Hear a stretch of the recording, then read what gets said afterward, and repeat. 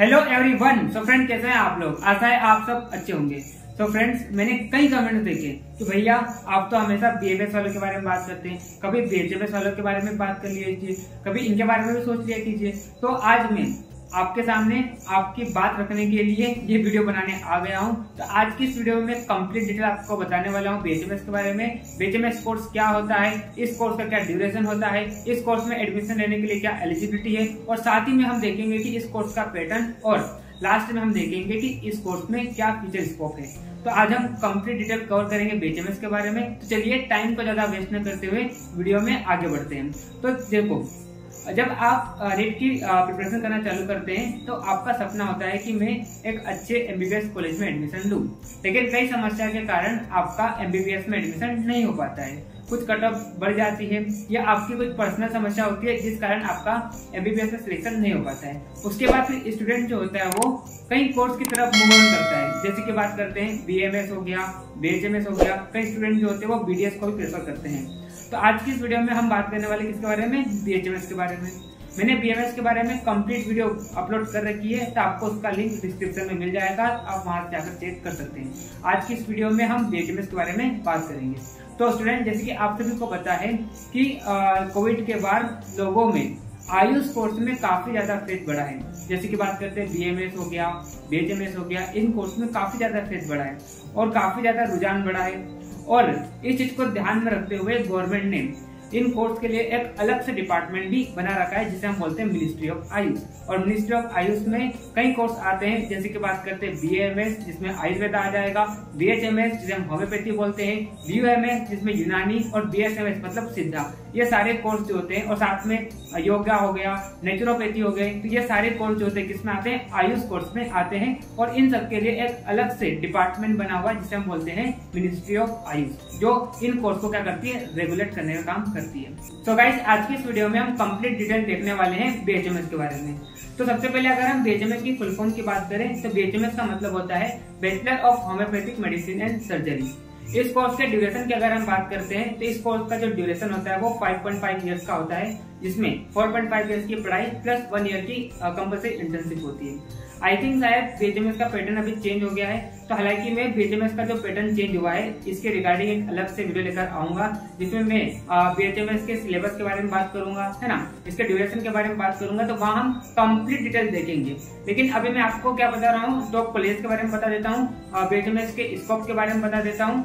क्योंकि यहाँ पर क्या हुआ है, बीएचएमएस का थोड़ा पैटर्न चेंज हुआ है, तो उसको मैं पूरा एनालिसिस करके आपके लिए अलग से वीडियो ले आऊंगा पैटर्न और ड्यूरेशन के बारे में, ठीक है। लेकिन अभी तक पहले क्या चलता था, 5.5 ईयर्स का कोर्स रहता था। अभी शायद अभी भी वही होगा, लेकिन यहाँ पर इन्होंने कुछ पैटर्न चेंज किया है। तो हालांकि मैं इसके रिगार्डिंग अलग से वीडियो बना दूंगा, तो आप इसकी टेंशन मत लीजिए, ठीक है।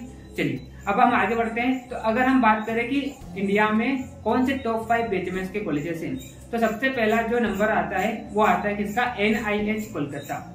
सेकंड नंबर की अगर हम बात करते हैं तो नेहरू होम्योपैथिक मेडिकल कॉलेज, जो कि कहाँ पर है? न्यू दिल्ली में। तीसरा अगर हम बात करें तो national institute of homeopath medical college, जो कि कहाँ पर है? लखनऊ में। चौथा NEIAH, जो कि कहाँ पर है? शिलोंग में। और ये क्या है? सेंट्रल यूनिवर्सिटी है। पांचवा अगर हम बात करते हैं तो डॉक्टर BR सुर, जो कि कहाँ पर है? कोलकाता में। तो इस तरह से हमने यहाँ पर टॉप 5 होम्योपैथिक मेडिकल कॉलेज देखे।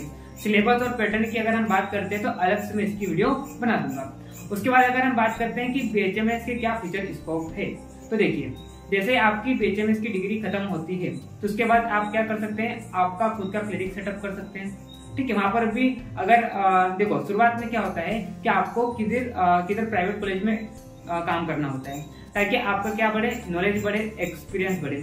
उसी के बाद आप क्या करते हो? क्लिनिक सेटअप करते हो, तो आप में क्या होता है? काफी ज्यादा मतलब कॉन्फिडेंस होता है और आप काफी अच्छे अर्निंग कर पाते हैं।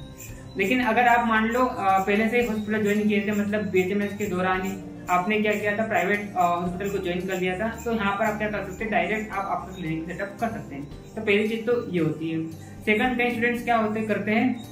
एंट्रेंस एग्जाम देते हैं एमडी करने के लिए, जो कि होती है AIA PGT, तो आप ये भी कर सकते हैं।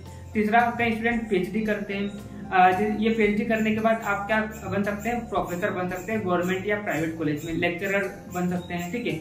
आप असिस्टेंट प्रोफेसर वगैरह, मतलब जो भी टीचिंग में आप जा सकते हैं PhD करने के बाद। इसके बाद आप खुद की होम्योपैथिक फार्मेसी भी खोल सकते हैं। इसके बाद आप पीडियाट्रिक्स भी बन सकते हैं। इसके बाद आप कई एंट्रेंस एग्जाम देकर आप क्या बन सकते हैं, मेडिकल ऑफिसर बन सकते हैं। इसके बाद आप MPH का कोर्स भी कर सकते हैं, जिसे हम बोलते हैं मास्टर पब्लिक इन हेल्थ, जो कि 2 साल का कोर्स होता है और काफी बेस्ट कोर्स होता है, तो आप ये कोर्स भी कर सकते हैं। तो यहाँ पर क्या होता है, कई मतलब क्या होता है, आपको काफी स्कोप देखने को मिल जाएगा BHMS में भी।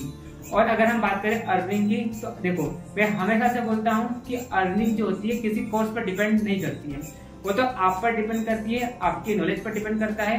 अगर आप में अच्छी नॉलेज है, आप में अगर अच्छा एक्सपीरियंस है, तो आप काफी अच्छी अर्निंग कर पाएंगे। लेकिन अगर हम इनिशियल अर्निंग की बात करें कि अगर आप किधर प्राइवेट कॉलेज में ज्वाइन किए तो वहां पर आपको करीबन 25 से 30 हजार तक वो पर मंथ पे करते हैं। लेकिन आपका जैसा एक्सपीरियंस बढ़ता है, आपका जैसा नॉलेज बढ़ता है, तो यही सैलरी जो होती है वो 40 से 50 हजार तक हो जाती है। उसके बाद आप क्या कर सकते हैं, खुद का क्लिनिक सेटअप कर लो, तो 40-50 हजार आप प्राइवेट में क्या कर सकते हैं, अर्न कर सकते हैं। उसके बाद आप खुद का क्लिनिक सेटअप करेंगे, वहां पर भी आप पेशेंट देखेंगे, तो वहां से भी आप कुछ अर्निंग कर सकते हैं। तो इस तरह से आप 1 लाख तक अर्निंग को ले जा सकते हैं। उसके बाद अगर हम बात करें अर्निंग की, तो आप पर डिपेंड करता है, आपकी मेहनत पर डिपेंड करता है, आपके एक्सपीरियंस पर डिपेंड करता है। अगर आप में अच्छी एक्सपीरियंस रहेगा, है ना, आप में अच्छा नॉलेज रहेगा, तो आप काफी अच्छी अर्निंग कर पाएंगे। ठीक है, तो इस तरह से मैंने आज आपको BHMS की कंप्लीट डिटेल बताई है। लेकिन अगर हम पैटर्न की बात करें, इसके सिलेबस की बात करें, तो मैं इसके लिए एक अलग से वीडियो बनाकर लाऊंगा, क्योंकि यहाँ पर BHMS में थोड़ा पैटर्न चेंज हुआ है। तो मैं जो नया पैटर्न है उसके अकॉर्डिंग आपको मैं बताने वाला हूँ। तब तक के लिए आप चैनल को सब्सक्राइब कर लीजिए, वीडियो को लाइक कीजिए, अपने दोस्तों को भी शेयर कीजिए, ताकि उनको आयुष से रिलेटेड सारी इंफॉर्मेशन मिले। तो गाइस मिलते हैं नेक्स्ट वीडियो में, तब तक के लिए okay bye, see you again.